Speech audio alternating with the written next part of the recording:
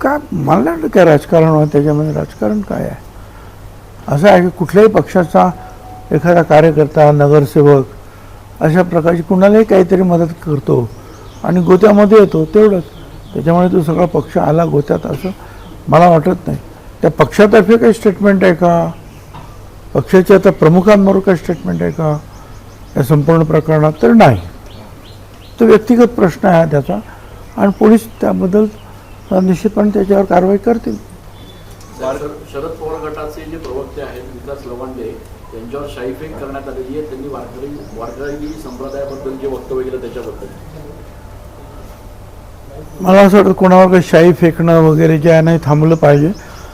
कारण कधी जर डोळ्यात गेलं आणि ते केमिकल जर खराब काय असेल त्या शाईमधलं तर डोळेसुद्धा जाण्याची भीती जी आहे डॉक्टर सांगत असतात.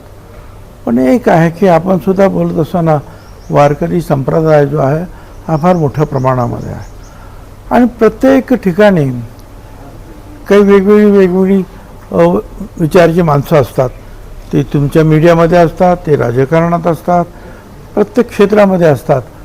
त्यामुळे संपूर्ण क्षेत्र जे आहे त्याच्यावर टीकेची जे आहे तर घाव घालायचं काही कारण नाही.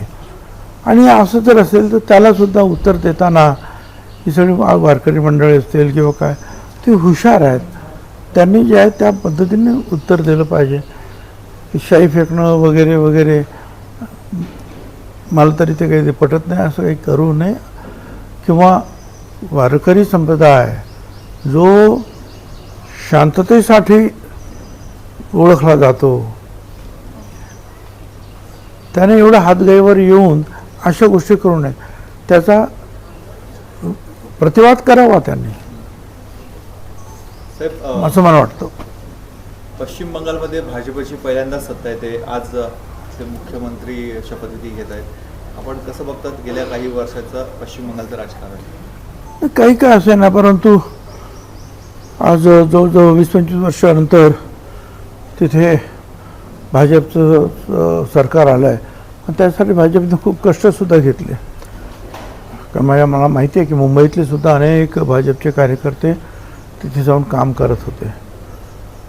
बरं, तो काही डिफरन्स जो पडलेला आहे भाजप आणि ममता दिदी हा प्रचंड मोठा डिफरन्स आहे. तर 10, 20, 25चा का असता तर काहीतरी त्याला अर्थ होत. एवढा डिफरन्स पडला डबल टिबल मतांचा, ते सरळ जो आहे भाजपचा विजय झाल्यासारखा दिसतो आहे. त्याच्यावर कोणी काही बोट ठेवण्यासारखं मला वाटत नाही. पण दुसऱ्या बाजूला तामिळनाडूमध्ये मात्र एक कोंडी निर्माण झालेली आहे त्यांना शपथ देण्यासाठी. नाही, ती कोंडी सुटली असं मी पण ऐकलेलं आहे की त्यांना बाकी सगळ्यांनी सपोर्ट केलेला आहे. त्यांचे एक लोक 2 लोक जे निवडून आले त्याच्यामुळे तो मॅजिक फिगर जो आहे तो पूर्ण झालेला आहे. आणि लवकरच त्यांचंसुद्धा जे आहे TVKचं काय ना विजय थलपती यांचा शपथविधी होईल असं वाटतं मला.